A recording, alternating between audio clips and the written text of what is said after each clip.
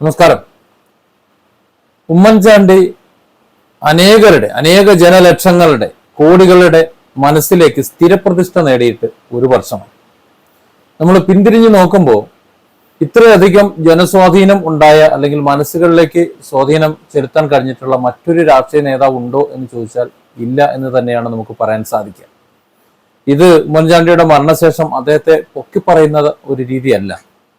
നമ്മൾ കണ്ടതാണ് അദ്ദേഹത്തിന്റെ മരണദിനം, അദ്ദേഹത്തിന്റെ ശരീരവുമായി പോകുന്ന വാഹനം എങ്ങനെയാണ് അത് ആ സഞ്ചാരമെന്ന് നമ്മൾ കണ്ടതാണ്. നമുക്കറിയാം, ഇവിടെ ഇമസ് അതേപോലെ പലരും ഒരുപാട് പേർ ഭരിച്ചു. അതിൽ EK നായനാർ എന്ന വളരെ രസികനായ ഒരു മുഖ്യമന്ത്രി, ഒരു നേതാവ് നമ്മുടെ ഇവിടെ മുഖ്യമന്ത്രിയായിട്ട് ഭരിച്ചു. അതുപോലെ ലീഡർ കരുണാകരൻ ഇവിടെ ഭരിച്ചു. ഈ ലീഡറും അതുപോലെ EK നായനാർ, ഇവരുടെ നല്ലൊരു കോമ്പിനേഷൻ ആയിരുന്നു. ഇവർ രണ്ടുപേരും ഭരണപക്ഷം പ്രതിപക്ഷമായിട്ട് ഇരിക്കുമ്പോൾ ഒരു പ്രത്യേക രസവുമായിരുന്നു അന്നത്തെ ഒരു കാലം എന്ന് പറയുന്നത്. അതിൽ ഏറ്റവും ജനകീയനാര് എന്ന് ചോദിച്ചു കഴിഞ്ഞാൽ സഖാവ് EK നായനാർ തന്നെയാണ്, സംശയമൊന്നുമില്ല. കാരണം അത്രത്തോളം നർമ്മമായിട്ടാണ് ഓരോ കാര്യങ്ങൾ കൈകാര്യം ചെയ്യുന്നത്. തങ്ങളുടെ ശത്രു അല്ലെങ്കിൽ എതിർകക്ഷിക്കാർ എന്ന് പറയുമ്പോഴും അവരെ നമ്മുടെ പാർട്ടി അല്ലെങ്കിൽ നമുക്കെതിരാ എന്ന് പറയുന്ന ഒരു സരളമായ രീതി, അതിന്റെ ഒരു കോപ്പി ആയിട്ടാണ് ഉമ്മൻചാണ്ടി തുടങ്ങുന്നത്. അദ്ദേഹം അത് പ്രാക്ടിക്കലായി നടപ്പിലാക്കുകയും ചെയ്തു. ഉദാഹരണത്തിന് കുറെ വർഷങ്ങൾക്ക് മുമ്പ് ഉമ്മൻചാണ്ടി മുഖ്യമന്ത്രിയായിരിക്കുന്ന കാലത്ത് കണ്ണൂരില് CPM-ന്റെ ഒരു സമ്മേളനം നടക്കുന്നുണ്ട്. അന്ന് അവിടെ പിണറായി വിജയൻ അവിടെ അന്ന് പ്രസംഗിക്കുന്നുണ്ട്, പന്ന്യൻ രവീന്ദ്രൻ പ്രസംഗിക്കുന്നുണ്ട്, ഒരുപാട് പേർ, കണ്ണൂരുള്ള ഒരുപാട് നേതാക്കന്മാർ അവിടെ പ്രസംഗിക്കുന്നുണ്ട്. അന്നാണ് ഉമ്മൻചാണ്ടിക്ക് കല്ലേറ് കിട്ടുന്നത്. ആ കല്ലേറിനെ സംബന്ധിച്ച് ഒരുപാട് വിവാദങ്ങൾ ഉണ്ടാക്കാൻ ശ്രമിച്ചു. പക്ഷെ എങ്കിലും കല്ലേറ് കൊണ്ട് അദ്ദേഹത്തിന്റെ നെറ്റി മുറിഞ്ഞ് ചോരയൊഴുകിയത് അന്നാണ്. അറിയാമല്ലോ, ഒരു പൊളിറ്റിക്കൽ ലീഡറുടെ, ഒരു മുഖ്യമന്ത്രിയുടെയൊക്കെ മേലെ കല്ലെറിഞ്ഞ് മുറിവുണ്ടായി കഴിഞ്ഞാൽ അണികളുടെ രോഷം എത്രത്തോളം ഉണ്ടെന്നുള്ളത്. അന്ന് ഈ ഉമ്മൻചാണ്ടി ചെയ്ത പണി എന്ന് പറയുന്നത്, ആദ്യം അവിടുത്തെ പോലീസ് മേധാവിയെ വിളിച്ചിട്ട് അവിടെ സഖാവ് പിണറായി വിജയൻ, അതുപോലെ നേരത്തെ പറഞ്ഞ പന്ന്യൻ രവീന്ദ്രൻ, മറ്റ് നേതാക്കൾ ഇവരൊക്കെ ഉണ്ട്. അപ്പൊ ഈ സംഭവം അണികൾ അറിഞ്ഞു കഴിഞ്ഞാൽ സ്വാഭാവികമായി നമുക്ക് പിടിച്ചാൽ കിട്ടാത്തൊരവസ്ഥ വരും. അതുകൊണ്ട് അവർക്ക് പ്രൊട്ടക്ഷൻ കൊടുക്കണം, നല്ല രീതിയിൽ അവർ സംരക്ഷിക്കണം, അവർക്കൊന്നും പറ്റാൻ പാടില്ല എന്ന് ഈ പോലീസ് ഉദ്യോഗസ്ഥരോട്, ഉയർന്ന ഉദ്യോഗസ്ഥരോട് വിളിച്ച് അവരുടെ സുരക്ഷ ഉറപ്പാക്കുന്ന ആ ഒരു മന്ത്രിയെ, മുഖ്യമന്ത്രിയെ നിങ്ങൾക്ക് സങ്കല്പിക്കാൻ കഴിയുന്നുണ്ടോ? ഇന്നത്തെ മുഖ്യമന്ത്രി ചെയ്ത എന്താണ്? ഉമ്മൻചാണ്ടിയുടെ ഈ പ്രഖ്യാപനം പറയുമ്പോൾ പിണറായി കുറ്റം പറയുകയാണെന്ന് കരുതരുത്. പക്ഷെ പറയാതിരിക്കാൻ നിവൃത്തിയില്ല. എന്നിട്ടാണ് നവകേരള സദസ് നടന്ന സമയത്ത് യൂത്ത് കോൺഗ്രസിന്റെ കുറച്ച് പ്രവർത്തകർ ആ നവകേരള സദസ്സിന്റെ മുമ്പിൽ ചെന്നപ്പോഴും അവിടെ പ്രതിഷേധിച്ചപ്പോഴും അവരെ ഏത് വിധത്തിലാണ് നേരിട്ടത് എന്ന് നമ്മൾ കണ്ടു. പരാതി കൊടുക്കാൻ പോയ നിസാർ ബാബു അടക്കമുള്ളവരുടെ ഫോൺ ഇപ്പോഴും തിരിച്ചു കിട്ടിയിട്ടില്ല. ആ കേസ് എവിടെയും എത്തിയിട്ടില്ല. പരാതി കൊടുക്കാൻ പോയ സ്റ്റേഷനിലിട്ട് പോലും തല്ലിയതും നമ്മൾ കണ്ടു. അതായത് ഏറ്റവും ജനദ്രോഹപരമായി ആണ് ഈ സർക്കാർ ഭരിച്ചുകൊണ്ടിരിക്കുന്നത്. അവിടെയാണ് ഉമ്മൻചാണ്ടി വേറിട്ട് നിൽക്കുന്നത്. ഉമ്മൻചാണ്ടി പ്രതിപക്ഷത്തിരിക്കുമ്പോഴും പക്ഷത്തിരിക്കുമ്പോഴും അദ്ദേഹത്തെ സംബന്ധിച്ചിടത്തോളം അദ്ദേഹം ജനകീയനായിരുന്നു എന്നുള്ളതാണ് അവസാന കാലം നമ്മൾ നോക്കുമ്പോൾ അറിയാൻ കഴിയുന്നത്. ഒരു പെൺകുട്ടി, ഒരു മോള് ചോദിക്കുന്ന ഒരു ചോദ്യം കേട്ടു, ഈ തലതിരിഞ്ഞ പേരിന്റെ രഹസ്യം. അത് ഉമ്മൻചാണ്ടി എന്നാണല്ലോ അങ്ങയുടെ പേര്, മകന്റെ പേര് അത് നേരെ തലതിരിഞ്ഞ പേരിട്ടിട്ട് ചാണ്ടി ഉമ്മൻ എന്ന് പറഞ്ഞ സമയത്ത് ഉമ്മൻചാണ്ടി പറഞ്ഞ ആ രസകരമായ മറുപടി നമുക്കറിയാമല്ലോ. നമ്മുടെ സഖാവ് പിണറായി വിജയനായിരുന്നെങ്കിൽ കടക്ക് പുറത്തുനിന്ന് പറഞ്ഞേനെ. പിന്നെ ഒരു കമ്പാരിസൺ വേണമെന്നുണ്ടെങ്കിൽ, ഉമ്മൻചാണ്ടി പിണറായി കമ്പാരിസൺ വെച്ചുകൊണ്ടാണ് നമ്മൾ ഉമ്മൻചാണ്ടിയെ മനസ്സിലാക്കേണ്ടതുണ്ടെങ്കിൽ, സഖാവ് പിണറായി വിജയൻ 10 വർഷം ആകാൻ പോകുന്നു. ഈ ഭരണം പൂർത്തിയാകുമ്പോൾ 8 വർഷം കഴിഞ്ഞു. അപ്പൊ ഇത്രയും വർഷം ഭരിച്ചു, അദ്ദേഹം ഒരു 5 വർഷം ഭരിച്ചു, അങ്ങനെ ചിന്തിച്ചാൽ മതി.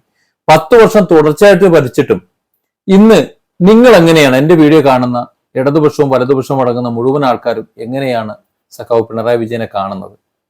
അത് ചിന്തിച്ചാൽ മതി. അദ്ദേഹത്തെ കുറ്റപ്പെടുത്തുന്നതല്ല, അദ്ദേഹത്തിന് സാധിക്കുമായിരുന്നു, ജനഹൃദയങ്ങളിലേക്ക് കയറാൻ സാധിക്കുമായിരുന്നു. പക്ഷെ നിർഭാഗ്യവശാൽ അദ്ദേഹം അങ്ങനെയല്ല പെരുമാറിയത്. അദ്ദേഹം നിഷേധാത്മക നിലപാടിലാണ്, അൺറിഡീംഡ് വെർഷനിലാണ് അദ്ദേഹം പെരുമാറിക്കൊണ്ടിരിക്കുന്നത്. അതായത് കടക്ക് പുറത്ത്, മൈക്കിലൂടെ അമർഷം, കാണുന്നതൊക്കെ പുച്ഛം, വളരെ കാർക്കശ്യമായ നിലപാട്, ഇതൊക്കെയാണ്. അത് ഓരോ വ്യക്തികളുടെ ഒരു സ്വഭാവമാണ്. അതൊരു മോശമോ നല്ലതോ എന്ന് ചോദിച്ചു കഴിഞ്ഞാൽ അത് ഏറ്റുവാങ്ങുന്നവരാണ് തീരുമാനിക്കേണ്ടത്. അവർക്കത് ഇഷ്ടമാണെങ്കിൽ അത് നല്ലത്, അവർക്കത് ഇഷ്ടമല്ലെങ്കിൽ അത് മോശം. അപ്പൊ എനിക്ക് ആ ഒരു കാർക്കശ്യ സ്വഭാവം ഒരു പൊതു നേതാവിനോട്, ഒരു മുഖ്യമന്ത്രി എന്ന നിലയിൽ അദ്ദേഹത്തിൽ നിന്ന് ഇത്തരത്തിലുള്ള പെരുമാറ്റം എനിക്ക് ഇഷ്ടമല്ല. അതുകൊണ്ടാണ് ഞാൻ അതിനെ വിമർശിക്കുന്നത്. അദ്ദേഹം ഒരു അല്പം കൂടി ജനകീയനായി നിൽക്കുകയാണെന്നുണ്ടെങ്കിൽ, ഒരല്പം സോഫ്റ്റ് ആയിട്ട് മറ്റുള്ളവരോട് ചേർത്ത് നിർത്തി അതൊന്ന് ശീലിക്കുകയാണെന്നുണ്ടെങ്കിൽ സഖാവ് പിണറായി വിജയൻ നല്ലൊരു നേതാവാണ്. പക്ഷെ അദ്ദേഹം അത് ചെയ്യാത്തത് കൊണ്ടാണ് വിമർശിക്കുന്നതാണ്. അദ്ദേഹം മോശമാണ്, വേറെ വൃത്തികെട്ട രീതിയിൽ പോകുന്ന ആളാണെന്നൊന്നും എനിക്കൊരു അഭിപ്രായമില്ല. പക്ഷെ മുഖ്യമന്ത്രി എന്ന നിലയിൽ അദ്ദേഹം ഒരു പരാജയമാണ് എന്നാണ് എൻ്റെ ഒരു അഭിപ്രായം. അവിടെയാണ് ഉമ്മൻചാണ്ടി വിജയിക്കുന്നത്. ഉമ്മൻചാണ്ടി ഒരു പ്രവർത്തനത്തിന് ഇറങ്ങുന്ന സമയത്ത്, മുഖ്യമന്ത്രി എന്ന നിലയിൽ അദ്ദേഹം ജനസമ്പർക്ക യാത്ര നടത്തിയ സമയത്ത് അദ്ദേഹത്തോട് ചേർന്ന് നിന്ന് ഓരോന്നും പരിശോധിച്ച് നോക്കി പോകുന്ന ഒരു ഉമ്മൻചാണ്ടിയാണ് നമ്മൾ അന്ന് കണ്ടത്. എന്നാൽ അതിനെ അനുസ്മരിക്കും വിധം നമ്മുടെ സഖാവ് പിണറായി വിജയൻ ഇത്തരത്തിലൊരു ജനസമ്പർക്ക യാത്ര നടത്തിയിട്ട് ജനങ്ങൾക്ക് അദ്ദേഹത്തിന്റെ അടുത്തേക്ക് ചെല്ലാൻ കഴിഞ്ഞിട്ടുണ്ടോ? ഇല്ല. അപ്പൊ ഇവിടെ 10 വർഷത്തെ തുടർഭരണം കിട്ടിയിട്ടും അദ്ദേഹത്തിന് ജനകീയനാകാൻ കഴിയുന്നില്ല.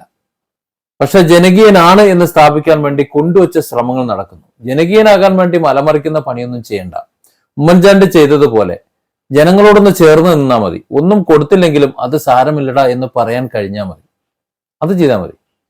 അതല്ലാതെ തൊട്ടതും പിടിച്ചതും ഒക്കെ കോപമായി, ഒരു ദേഷ്യമായി, ഒരു കാർക്കശ്യമായി അങ്ങനെ നിന്നാലേ ഒരു ലീഡറാകൂ, നേതാവാകൂ എന്നൊക്കെ ചിന്തിച്ചു കഴിഞ്ഞാൽ ജനങ്ങൾ വെറുക്കും. അതാണ് ഇവിടെ സംഭവിക്കുന്നത്. അല്ലാതെ മറ്റെന്തെങ്കിലും ദ്രോഹം കിട്ടിയോ എന്നുള്ളതല്ല.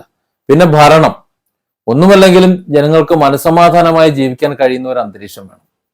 ഉമ്മൻചാണ്ടി ഏറ്റവും അധികം സ്വീകാര്യനാകുന്നത്, അതിന്റെ ഉത്തരവാദി എന്ന് പറഞ്ഞത് സഖാവ് പിണറായി വിജയൻ തന്നെയാണ്. അക്കാര്യത്തിൽ സംശയമൊന്നുമില്ല. ഉമ്മൻചാണ്ടി ഇത്രയധികം സ്വീകാര്യനാകുന്നതിന് മറ്റൊരു കാരണം കൂടിയുണ്ട്. അത് അദ്ദേഹത്തിന്റെ ആ നന്മയോ അല്ലെങ്കിൽ അദ്ദേഹവുമായിട്ട് ചേർന്നുള്ള പ്രവർത്തനമോ അദ്ദേഹത്തിന്റെ ഇടപഴകലുകളോ അല്ലെങ്കിൽ അദ്ദേഹം കൈകാര്യം ചെയ്ത രീതിയോ മാത്രമല്ല, ഇന്നത്തെ മുഖ്യമന്ത്രിയുടെ ജനവിരുദ്ധമായിട്ടുള്ള നിലപാടുകളും ഒരു കാരണമാണ്. ജനം കമ്പയർ ചെയ്യും. ഉമ്മൻചാണ്ടി, പിണറായി, രണ്ട് മുഖ്യമന്ത്രിമാരെ ഒന്ന് കമ്പയർ ചെയ്യുമ്പോൾ ഉമ്മൻചാണ്ടി എന്ന ലളിത ഹൃദയം, ലോല ഹൃദയനായിട്ടുള്ള ഒരു ജനകീയ ഒരു മന്ത്രിയെ, ഒരു നേതാവിനെയാണ് അവർ കാണുക. അഥവാ എന്തെങ്കിലുമൊക്കെ ഇതിനു മുമ്പ് അപാകതകൾ സംഭവിച്ചിട്ടുണ്ടെങ്കിലോ എതിർക്കേണ്ട സാഹചര്യങ്ങൾ വന്നിട്ടുണ്ടോ അതൊക്കെ മറന്നു പോകുകയാണ്. കാരണം ഇപ്പുറത്ത് സഖാവ് പിണറായി വിജയൻ മുഖ്യമന്ത്രിയായിരിക്കുമ്പോൾ അദ്ദേഹത്തിന്റെ ഈ പ്രവർത്തനങ്ങൾ വെച്ച് നോക്കുമ്പോൾ, ഇന്നത്തെ ജനജീവിതം നോക്കുമ്പോൾ, ജനങ്ങളുടെ ഏത് മേഖലയിലായാലും അവരുടെ ജീവിത ദുരിതം ആലോചിക്കുമ്പോൾ ഈ ഒരു കമ്പാരിസൺ വരും. അപ്പോൾ ഉമ്മൻചാണ്ടിക്കുള്ള തട്ട് സ്വാഭാവികമായും താഴ്ന്നു പോകും. അതാണ് അതിന്റെ കാരണം. ഉമ്മൻചാണ്ടി 5 വർഷം മുഖ്യമന്ത്രിയായിരുന്നു. അതിനുശേഷം സഖാവ് പിണറായി വിജയൻ 10ാം വർഷത്തിലേക്ക് കടക്കുന്ന സന്ദർഭത്തിൽ എന്നിട്ടും പിണറായി വിജയൻ എന്ന മുഖ്യമന്ത്രിയുടെ തട്ട് താഴാത്തതിന്റെ പ്രധാന കാരണം ഇതാണ്. ജനം തുലനം ചെയ്യുന്നുണ്ട്. ഈ തുലനം ചെയ്യുമ്പോൾ രണ്ടുപേരുടെ സ്വഭാവം നോക്കുന്നുണ്ട്, രണ്ടുപേരുടെ ഭരണം നോക്കുന്നുണ്ട്, രണ്ടുപേരുടെ ഭരണത്തിന് കീഴിൽ അവരെങ്ങനെയാണ് ജീവിച്ചു വന്നിരുന്നത് എന്ന് നോക്കുന്നുണ്ട്. ഇതൊക്കെ നോക്കുമ്പോൾ ഉമ്മൻചാണ്ടി എന്ന് പറയുന്ന ആ വ്യക്തിയുടെ മഹത്വം ഒരുപാട് കയറിപ്പോകും. ഇപ്പൊ നിലവിലുള്ള ഒരു അവസ്ഥ അതാണ്. ഉമ്മൻചാണ്ടി ജനകീയനായിരുന്നു. അദ്ദേഹത്തിന്റെ ഹൃദയവിശാലത അത്രത്തോളം ഉണ്ടായിരുന്നു. അതുകൊണ്ടാണ് അദ്ദേഹം മരണപ്പെട്ടപ്പോൾ അത്രയധികം ജനം അദ്ദേഹത്തോടൊപ്പം ഒഴുകിയത്. അതിന്റെ ഒരു കാരണക്കാരൻ സഖാവ് പിണറായി വിജയൻ കൂടാണ് എന്നാണ് ഞാൻ പറഞ്ഞു വെക്കുന്നത്.